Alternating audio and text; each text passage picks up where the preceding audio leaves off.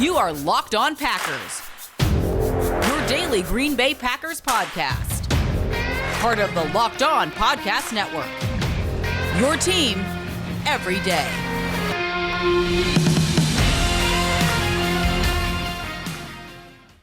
You are Locked On Packers, part of the Locked On Podcast Network, your team every day. I'm Peter Bukowski, and I cover the Packers for The Leap, a newsletter I would love for you to subscribe to. You can follow me on Twitter at Peter_Bukowski. Follow the podcast on Twitter at Locked On Packers. Like us on Facebook.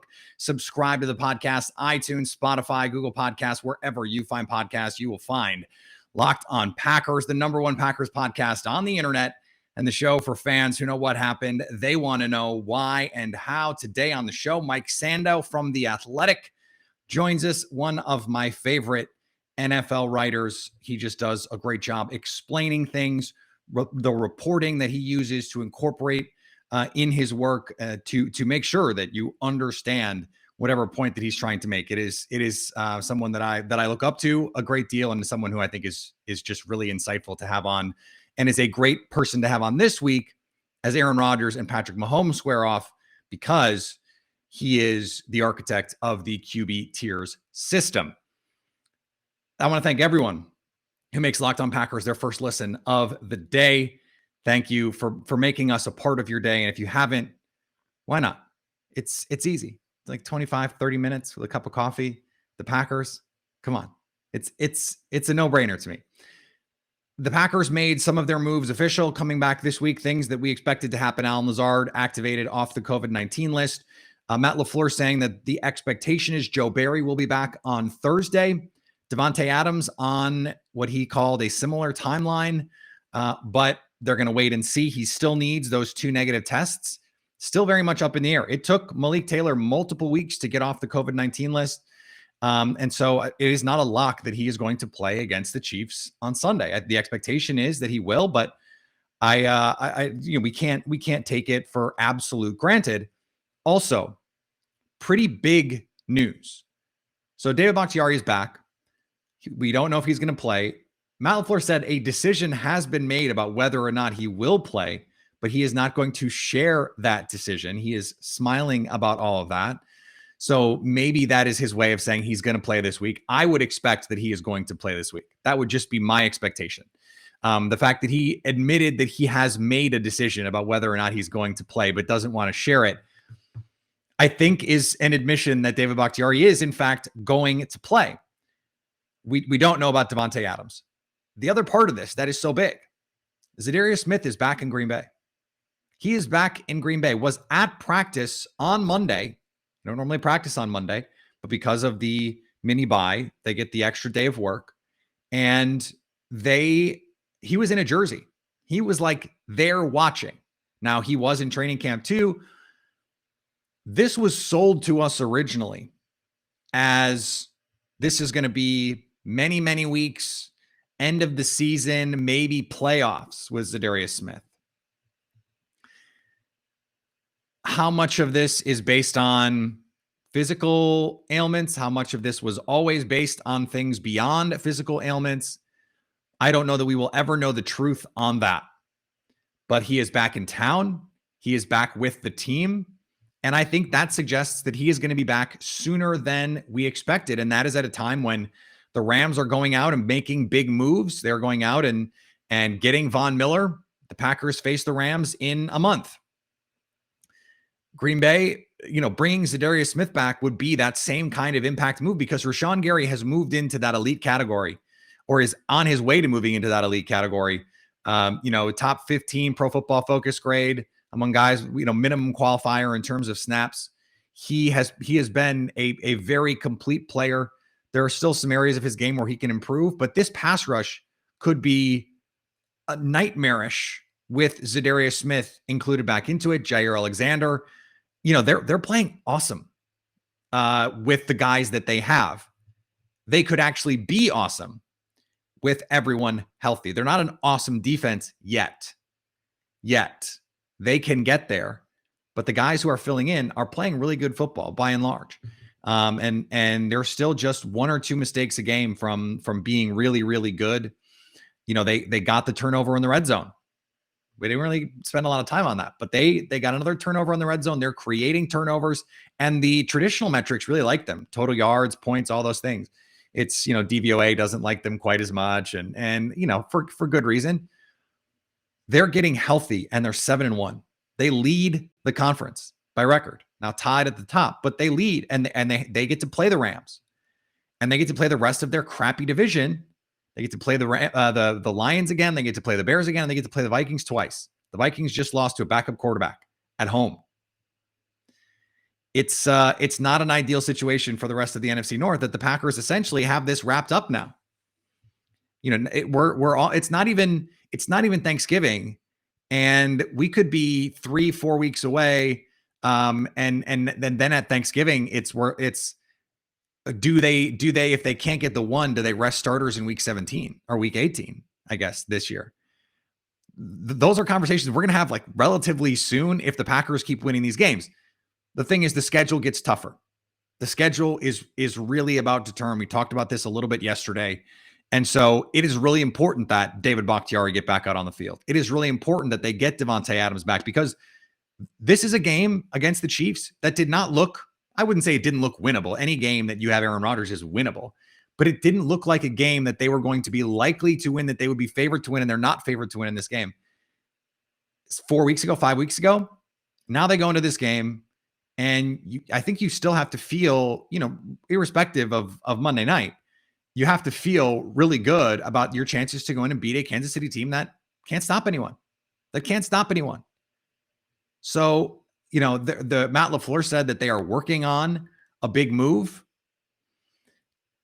He said that Brian Gutekunst and the front office are working on something if it's there to be made. They want to do something. They want to add pieces.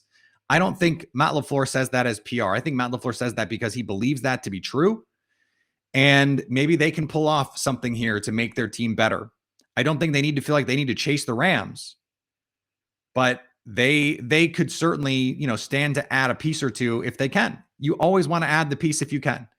Whether it is, Fletcher Cox level, I doubt it. But there are some moves sort of on the margins that they could make that would make the team better. Luckily, this is already a very good football team that is going to keep getting better as they get healthy. And that, that's going to lead to all kinds of questions about what to do when they get back. I mentioned Russell Douglas. Like, once Jair Alexander does get healthy, is he going to be the guy, or is it going to be Eric Stokes? I mean, that's something that I want to dig into later this week on a deeper basis, because that is looking like a real question with the way Douglas is playing. Maybe it all changes because, he goes out and gets worked by Travis Kelce this week or by Tyreek Hill. But, the Packers are in a very good position here to continue to get better without having to add pieces, because they're going to add back their own pieces. And they put together a very good roster. If they could bring in something else, and they would be in awesome position. They're already in really, really good position moving forward here. Just getting the guys that we were hoping that they could get back. Lazard, MVS, David Bakhtiari, Davante Adams. Like, this offense could be whole for the first time all season on Sunday. Now, you still don't have Josh Myers, but you have your studs. You have your blue chip players and your key role players, except for the offensive line. But Lucas Patrick is a guy who's started a bunch of games and has played well at various times for Green Bay. So this is, like I said the other day, an opportunity for us to learn a lot about their championship medal. I think we started to learn on Thursday night. Another big opportunity is available to them coming up this week. And speaking of opportunities, I've got a great opportunity for everyone who buys gas. Get Upside. My listeners are making up to 25 cents for every gallon of gas every time they fill up. Just download the free Get Upside app in the App Store or Google Play right now. Use promo code TOUCHDOWN to get a bonus of 25 cents per gallon on your first fill up. That's up to 50 cents cash back. Don't pay full price at the pump anymore. Get cash back using Get Upside. Just download the app for free and use promo code TOUCHDOWN to get up to 50 cents per gallon cash back on your first tank. Some people who drive a lot are making up to $200 or $300 a month in cash back, and there's no catch. The cash back gets added right to your account. You can cash out anytime to your bank account, PayPal, e-gift card, Amazon, or other brands. Just download for free the Get Upside app and use promo code TOUCHDOWN to get that 50% per gallon, that 50 cent per gallon cash back on your first tank.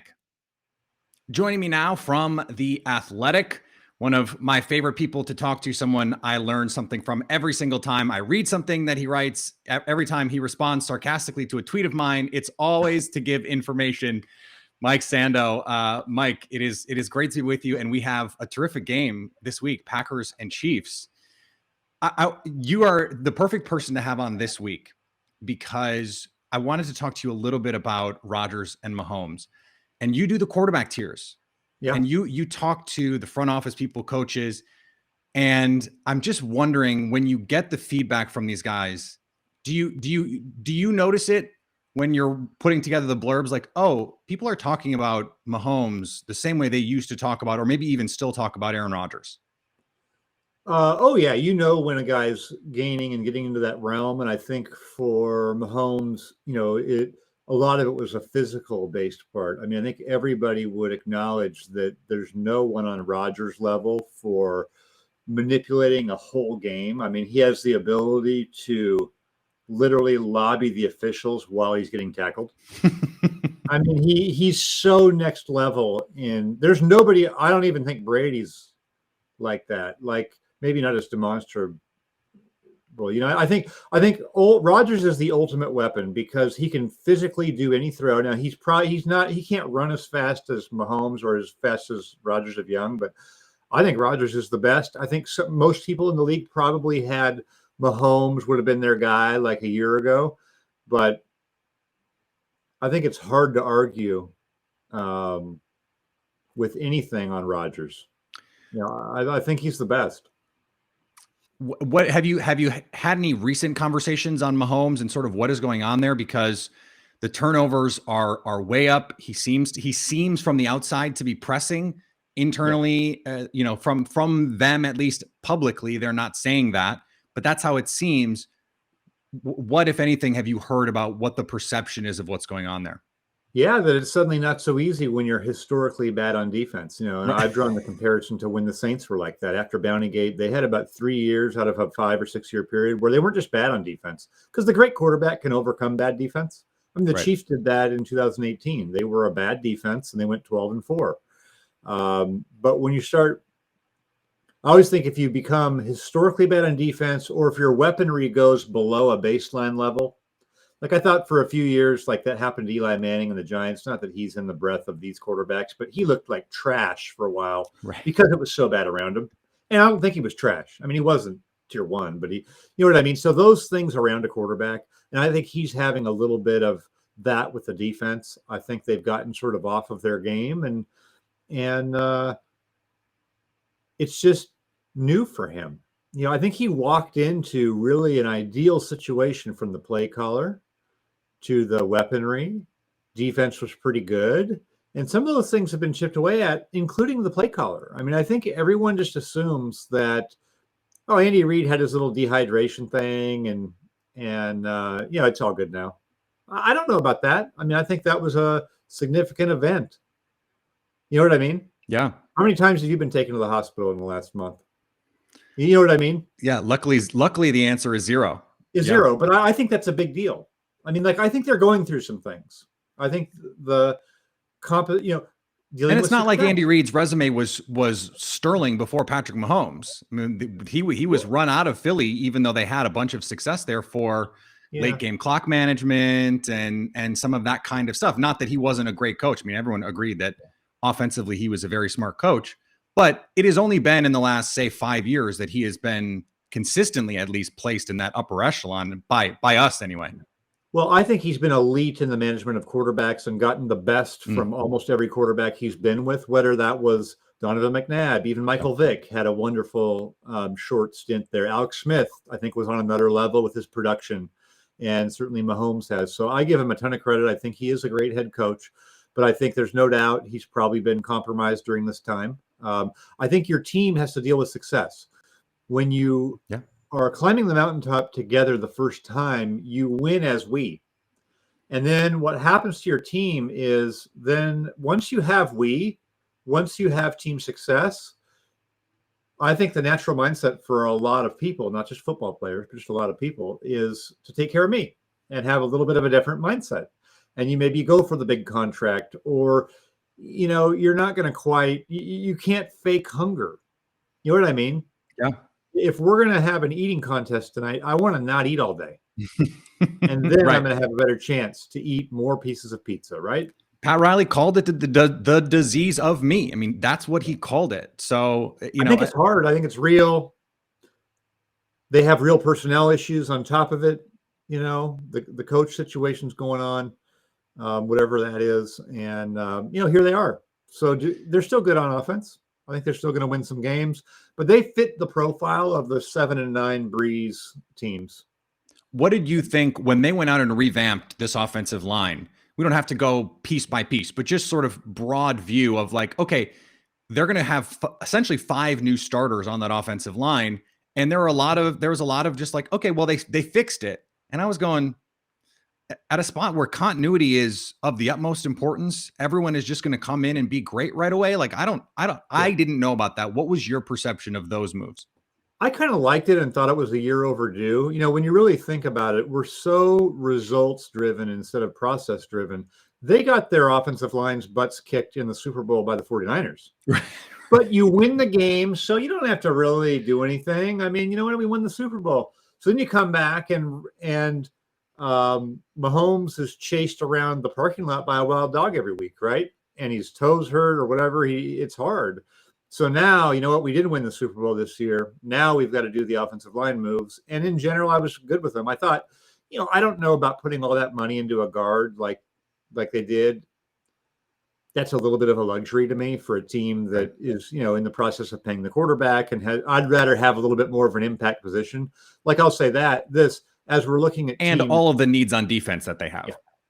As we're looking at teams making moves, the Rams aren't adding a guard, are they? Von Miller. You know what I mean, though? They're going for Von freaking Miller and right. Jalen Ramsey. So I think when you're in that window, I agree you wanted to fix the line. And I'm fine with that. And they drafted pretty well, a little bit like the Packers have done. I mean, they looks like they have a pretty good center and right guard that they drafted. Yeah. So I think that'll probably work out. I'm not sure that Orlando Brown's a great left tackle. Like that's hasn't played like one. That trade could hurt both teams. Like he was probably a great fit for Baltimore. I'd rather have him be there. Eric Fisher's going to maybe stabilize the left side for the Colts. You know right. What I mean? And maybe they can't wait for him or this or that. Or there was money involved. All that type of thing comes into play. But I think it was good to do the line. I understood what they were doing. I'm not sure that it was the most efficient use of resources the way they did it, and the results haven't been stellar. So, I mean, they've been okay, but given all the needs that they had on defense, I mean, I think there are real questions of like, okay, well, there were some other places that money could have been allocated to that wasn't that spot. And as you're saying, like to draft Creed Humphrey and Trey Smith and have them play as well as they did, it's like, well, you can always do that. That's a good thing to do. Let's flip this to Green Bay. They go out. One thing in. I'm going to get one more thing in there that is a Green Bay tie-in. Okay. Andy Reid comes from Mike Holmgren. Right. I covered Mike Holmgren for 9 years in Seattle. After the first 9 years after he left Green Bay, and he used to always joke that when he was in Green Bay, the extent of his involvement with the defense was to click over and go, "Hey, Fritz, stop him." Talking to Fritz Shermer. Right. And that's where Andy Reid comes from. They're going to buy some toys on offense. Hey, Spags, stop him.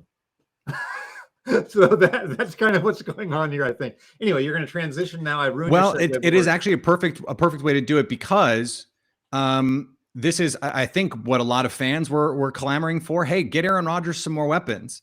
And what the Packers were trying to do was maintain some balance. They had some hits, they had some misses, but they have made some moves on the margins that turned out to be not marginal. Devondre Campbell has played at a really high level for them. They bring in Russell Douglas. Both guys off the Arizona team or Arizona practice squad in the case of Douglas, and Campbell was there last year.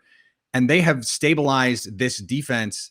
The win on Thursday night, I think, is their best win of the season. And now, practice on Monday, they get back David Bakhtiari, who has a chance to play this week, Marquez Valdes-Scantling back, Alan Lazard back, Zadarius Smith back in the city. Like they could be trending up here, but it does seem like we haven't seen their best football on a 30,000 foot view level. What has been your impression of this Packers team to date? They are 7-1. I think they've been good. The first week scared me. I mean, Yeah. I don't know how to explain it. I don't know how to explain New Orleans. Like, I don't New either. Orleans win by 2 touchdowns at New England. You watch the game and you're like, oh, I'm glad I'm not New Orleans. Wait, they're winning. Oh, so they win at Seattle. I'm like, oh, that was hard to watch. So I'm throwing that one out. I think the Thursday night game against Arizona was awesome. It's one of the great Packer regular season wins. In a while. The type of in a while. It's a type of win that pulls your team together and validates your processes. And I don't think that every coach can totally change the game plan of how we want to play. Right. And execute it the way they did. And even then, it almost didn't work, right? Like, it was like all they could do to make that happen. And they probably needed if it went another quarter, maybe they win then because Kyler Murray was hurt. But you know what I mean? They were holding on in the end. But I just thought it was an awesome display under the circumstances with the short week, the injuries. Oh, by the way, Devontae Adams. Right. I mean, you start taking away quarterbacks' go-to guys. I mean, that's taking away Edelman and Gronk from Brady. That's a big deal. DeAndre Hopkins, take away Hopkins from Kyler. How'd he look? You know what I mean? Right. So it was all the hands on the deck. It was really a validating win to me, because Arizona, and I wrote about this last week, and I think some Packer fans thought I was taking a shot at the Packers, but I was really just contrasting the teams. Arizona is all chips, middle of the table. J.J. Watt, A.J. Green. I mean, it's everything they can do to try to be in this spot. And after that game, you sort of feel like, I don't know. And I'm glad we didn't get J.J. Watt. You know what I mean? I thought it was totally a validating win for the Packers, which guarantees they'll lose by 30 this week, the way the NFL is. But I thought it was a great week to be my son, who's a Packer fan. So yeah, I mean, in a league where Mike White just beat an AFC playoff team and Cooper Rush is winning games, like this is the crazy week of all crazy weeks to come off as well. I think it does, though. I think your point is well taken, and it actually works with the Chiefs as well, who have they traded the first for Frank Clark. They gave him the money. They gave Tyrann Mathieu the money. They're out there drafting skill position players. Clyde Edwards-Helaire, that hasn't worked out. But you go into Tampa, hey, guess what? Their all-in mentality has worked great. They won a Super Bowl. They look like they could do it again. When you look at the process, Matt LaFleur, Brian Gutekunst, do you think that it's changed in the last 8 months? Changed to become more all-in or less all-in, or what are you talking about? Well, I'll just leave it open. The Packers, they bring in Whitney Merciless, they bring in Jalen Smith, they make the Randall Cobb trade at Aaron Rodgers' behest. Yeah. The draft was for guys that can help them right away. To me, I didn't see a big difference in terms of process. Maybe they don't go get Whitney Merciless, but they had injuries there. Yeah. I haven't seen a big difference, but that is, I think, what Aaron Rodgers was hoping to buy with the offseason that he had was these kinds of moves. Yeah, it's interesting. So I don't usually think of the drafting of, even though they needed those guys in the offensive line, I wouldn't know. I mean, those are good picks, but I don't see like, hey, we drafted a center to replace Lindsley. We are really going all in to get now those defensive additions a couple years ago. Yes, that's exactly what we're talking about. I was just going back and forth on Twitter with our friend Andrew Brandt about this because I think ideally we're all sort of schooled in this, especially if you come up around the Packers, of like there's a steady way of doing this, and you don't want to extend yourself unnecessarily. I don't know though, to like get over the top, it's like you can do a pull up, but at the end you kind of got to do this with your team to get over it. You know what I mean? Yeah. And I feel like if you look, maybe the Packers did that with Jerry Smith and those guys, but like, they went and got Reggie White to win it. You know what I mean? To get over the top, these teams that are all bunched up there, and we got the Rams there, we got Tampa there. Certainly we have the Packers there. Arizona was trying to get there. I don't know if they're going to be there, Maybe Dallas. Yeah. Do you have to try to make that extra splash kick? Is it better to do that with the downside? Because Andrew Brandt was like, look, it's easy to be a fan and say you want to do these things, but then you're left to clean up the mess when it doesn't work. Well, that's easy to say when you have Rodgers and Favre for 30 years and totally loyal fan base and no owner You're right. telling you to do anything. You can just sort of do it. What I would hate to see for the Packers is to just be NFC Championship game level the whole time and not get another one. And so I think that's a great debate. Like, I don't know that you compromise and make a bad move. Like, should they have, who should they have gotten, Right. But in these last years, always make good moves, right? I mean, whatever you're doing, you have to be able to back it up. It's not just, okay, free agency. Well, but then you need to draft well. And if you're the Rams right now, you're going to push that theory to its limit, right? They're going to try to draft second and third rounders and fill them in, and that, which there's some validity to that. Like picking at the end of the first round is hard, and you're gonna miss more than you're gonna hit. I even say, like, as bad as the Jamal Adams trade looks for Seattle, the Jets probably won't draft someone who's as good as he was for them. Right. Just unlikely that they're going to. He was a very good player. So I think that's a great debate. Like I have felt, we've all felt probably at certain times over the years as the trade deadline came, that you wished Green Bay might make one move. So let's just think of this year. Yeah. Think of this year. So like that Von Miller trade where they got Denver, the Rams got Denver to pay almost all of his salary, right? That's how it works. And then you give up some assets.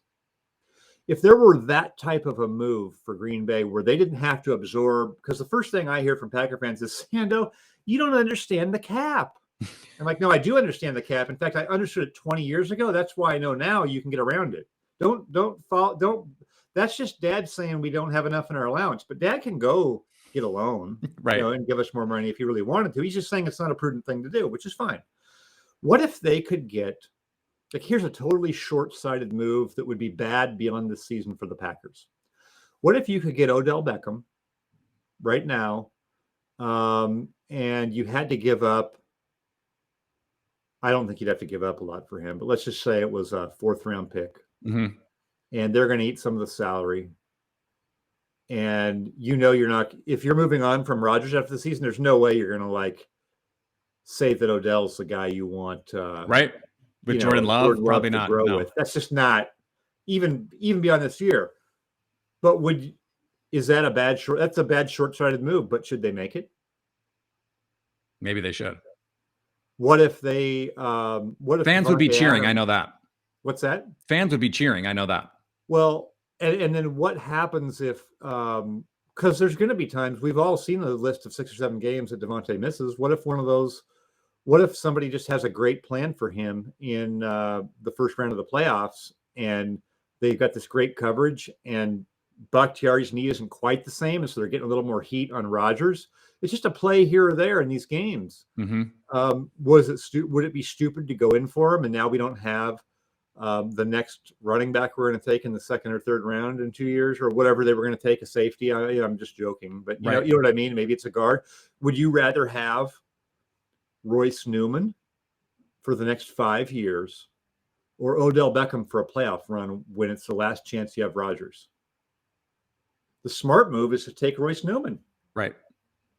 That's the long haul play. But I love those types of decisions. Like, I don't know. Shoot, it could be risky. What if Odell gets mad at Rodgers and they yell at each other on 3rd down in week 18 and the chemistry's not right? But what if he is, the Super Bowl hero too? Could be. So, right. Yeah, those are, I think, the types of things that aren't really fundamentally sound moves, but like, it's kind of cool when your team makes them and considers them sometimes. And like, if you're a Rams fan right now, you're going, shoot, I kind of want to see Von Miller play. I think the feeling that I get from a lot of Packer fans is we would rather see the team go down in flames, fighting their asses off to make those moves, than be the prudent decision makers who never make those moves and lose in the NFC Championship game. They would rather it go the other way, and that's fine. I don't know that there's a good or bad side to that argument. Well, do you think it's a fact, or what level of certitude are you that this is Rodgers' last year? I think every week it gets less and less likely it's his last year in Green Bay. It just his body language. I know that I always say that I'm going to stop armchair psychologizing Aaron Rodgers, but I'm not. I'd like to, but I can't stop. And he just seems like he's in a different place that he was 6 months ago. I think it was easy in Hawaii to say, I don't want to go back there. And then once you're back, I think you have a different perspective. Once you're owning the Bears again, I think you have a different perspective. It would be great organizationally if behind the scenes right now, Goody and those guys were really earning their money and making that relationship whole, and they've done enough. And for Rodgers, like, we sort of laugh when they acquire Randall Cobb, but that's like a big deal to him, I'm sure, way bigger to him, because in those critical situations, all those quarterbacks are the same. They go for their guy. You know what I mean? I mentioned when I used to cover Seattle, it was Bobby Ingram for Matt Hasselbeck. He wasn't a great player, but I mean, he was a good slot receiver. Sorry, Bobby. But you know what I mean? He was great for Matt. That's what he wanted to have. All those guys have a guy like that. Peyton Manning had Stokely or whatever. You know what I mean? They're not going to go in the Hall of Fame, but they mean a lot to that guy. So just that move may be huge to him. That may be a show of, we're doing some things for you. He has mentioned more than once in interviews, I've got my best friend in the league back. Yeah. I mean, that carries weight. That could be way more valuable to Rodgers than getting Odell. It could mean a lot more to him. It probably does. So he also caught 2 touchdowns in a game that they won because Randall Cobb was the only receiver on the field that they had that he trusted. So, I mean, yeah, maybe I would sit here and say, you can't tell me you don't have flexibility when you're paying $4 million to 37-year-old Mercedes Lewis. But Rodgers might be saying, that's a guy I want on this team, in this locker room. We've kind of picked that up from him, right? That could be hugely important. That could be his Odell. You know what I mean? Right. To make this fun and to make it about the people, which is what he was talking about. Those are people, right? Those are more than just players to him. So I think it's just fascinating. It'll be amazing to me if they drafted Jordan Love and he doesn't play in his first 3 years. And that's another thing that's not supposed to happen. But shoot, I wouldn't move on from this guy. Would you, Rodgers? No, I don't know how you could. And it's going to be wild to see what happens this offseason if they don't win it. And even if they do, who knows? Rodgers could say, hey, this is great, I'm done. But maybe not. We'll see. Mike, I am nervous to even suggest a segue because we could spend 45 more minutes. So I'm going to stop it there. I appreciate your time very much. This was great as always. And if my audience is not subscribed to The Athletic, does not know, what do you have that you're working on right now that they can look forward to? Well, I posted a piece today. I think it's hard to track trades in the NFL because you get bogged down in what the transaction was. I just put together this, I'm calling it a cheat sheet on what the Dolphins have done the last 3 years. And so that was my column, the Pick Six column today on The Athletic. And I think it's pretty interesting to just look at what they've given up, what they've gotten, what they've got left, and just sort of take it all in. Because if your team, the Packers aren't doing this, but if your team is trying to rebuild and get a bunch of higherly picks, it really sounds good until you have to pick the players. So, I think there's a balance to how you do these things. And this was just an interesting study for me. So you can find that today. All right. Thanks, Mike. I appreciate it. Thank you. All right. I want to thank Mike Sando for joining the show. Awesome to talk to him. He is a font of knowledge and wisdom. And one of the things that I really like about him is he's always willing to think differently. He's always willing to go, well, why do we believe that? What is the status quo on this? And is it the right thing? But not in a contrarian kind of way. It's always rooted in fact and logic. And he gets me sometimes when I can get a little over my skis. He's like, yeah, but what about? I'm like, ugh, damn it, Sando, you're right. In life, we're all bound by different things. With beachbound.com vacations, you could be bound for adventure, bound for passion, bound for discovery, or bound for togetherness, bound for immersion, bound for rejuvenation, or maybe you're bound for encountering the unexpected. Personally, when I'm at a beach resort, I'm bound to end up at the poolside bar, maybe creating my own taco flight, maybe playing a little golf. Love to have a golf course attached to the hotel. As long as I've got a good view and a good drink in my hand, I will be happy. With beachbound.com, you can find the perfect beach vacation for you no matter what you're looking for. What are you bound for? Visit beachbound.com today. And Locked On Packers is here for you every day with the Locked On Packers side of everything going on with the team. But there's more than just the Packers in the NFL. For the rest of the league, go check out Peacock and Williamson. Those guys do an awesome job covering the rest of the league. And we're going to be back tomorrow. Lily Zhao for Zhao You Doing, Packers Chiefs.